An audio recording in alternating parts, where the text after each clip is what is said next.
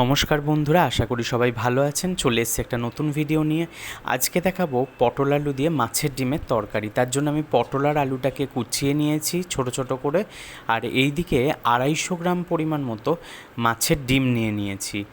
এরপর মাছের ডিমের মধ্যে আমি এখানে একটা বড় পেঁয়াজ ছোট ছোট করে কুচিয়ে আর দিয়েছি 3-4টে কাঁচা লঙ্কা কুচিয়ে দিয়ে এর মধ্যে দিয়ে দিচ্ছি পরিমাণ মতো নুন আর একটু লঙ্কা গুঁড়ো আর সামান্য একটু চিনি, আর দিয়ে দেবো 2 চামচ মতো বেসন।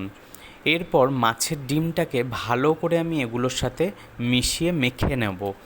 ভালো করে এটা মেখে নিতে হবে যাতে করে বেসনের দানাগুলো ভেতরে ছোট ছোট লাম্প না থেকে যায়। আর এই দিকে কড়াইয়ে বসিয়ে দিয়েছি, দিয়ে দিচ্ছি সর্ষের তেলের পরিমাণটা একটু বেশি পরিমাণ দিতে হবে, যেহেতু মাছের ডিমের বড়াগুলো বেশ এখানে একটু ডুবো তেলেই ভাজতে হবে। এখানে আমি মাছের ডিমটা ভালো করে এরকম ফেটিয়ে নিচ্ছি। এরকম ফেটিয়ে নিলে বেশ বড়াগুলো ভেতরটা নরম আর বেশ ফোলা ফোলা হবে। এরপর যখন তেলটা খুব ভালো পরিমাণে গরম হয়ে যাবে, এরকম ছোট ছোট করে বড়াগুলো তৈরি করে নিতে হবে। মাছের ডিমের বড়াগুলো একটু ছোট করলে তরকারিতে যেহেতু দেওয়া হবে, সেহেতু এগুলো পরবর্তীকালে কিন্তু একটু ফুলে যাবে। সেই কারণে বড়াগুলো খুব বেশি বড় করলে দেখতে ভালো লাগবে না, তার জন্য একটু ছোট ছোটই বড়াগুলো ভেজে নিতে হবে।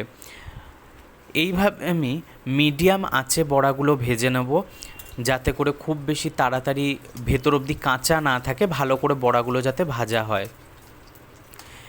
এই পিঠ যখন লাল করে ভাজা হয়ে যাবে, অপর পিঠটাও ভালো করে এইভাবে উল্টে দিতে হবে। তারপরে বড়াগুলো এইভাবে ভেজে নেবেন।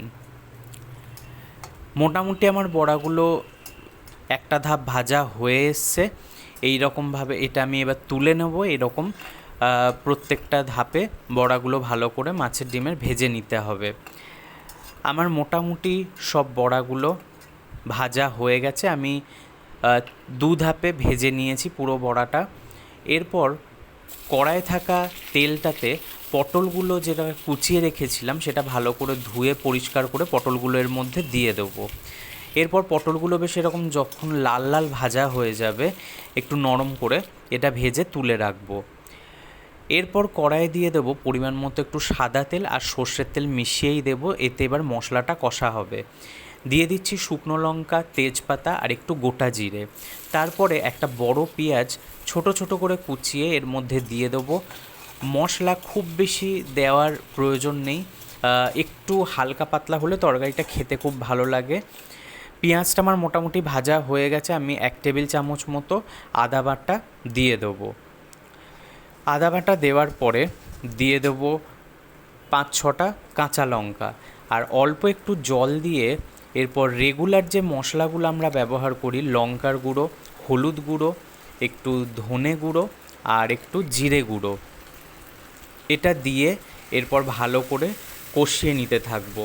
সামান্য একটুখানি জল দিয়ে দিয়ে মশলাটা কষে নেবেন, তাহলে আদার গন্ধটা যতক্ষণ না চলে যায় মশলাটা এইভাবে কষে নিতে হবে। সুন্দর একটা মশলা ভাজার গন্ধ যখন দেখবেন বেরিয়ে এসছে, তেল ছেড়ে দিয়েছে, যে আলুটা কুচিয়ে রেখেছিলাম একটু ছোট ছোট ডুমো ডুমো করে এটা কুচোতে হবে। তারপর এই আলুটাকে দিয়ে দেবো এর মধ্যে, দিয়ে এটা ভালো করে মশলার সাথে কষিয়ে নেব। এরপর দিয়ে দিচ্ছি স্বাদ মতো নুন। ভালো করে এরপর কষাতে হবে যাতে করে মশলাটা একদম কড়াই থেকে ছেড়ে ছেড়ে আসে।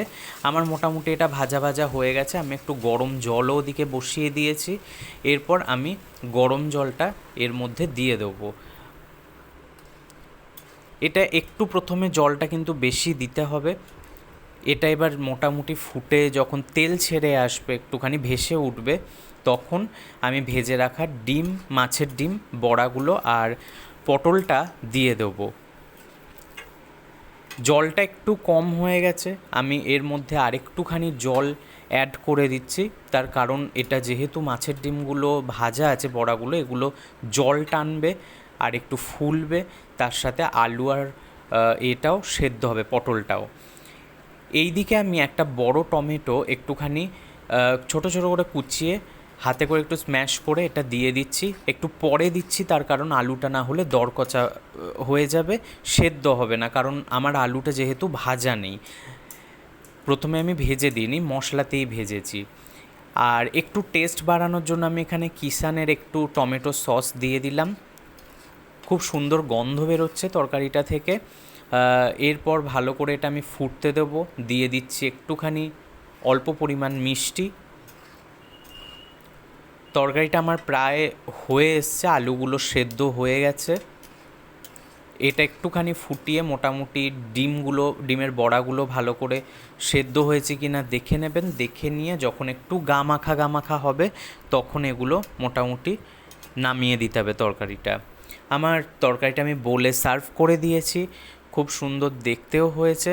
এটা গরম ভাত দিয়ে এই তরকারিটা খেতে খুবই ভাল লাগে। এক তরকারি হলেই মোটামুটি খাওয়া হয়ে যায়। মাছের ডিম এই খেতে তো আমাদের ভালোই লাগে।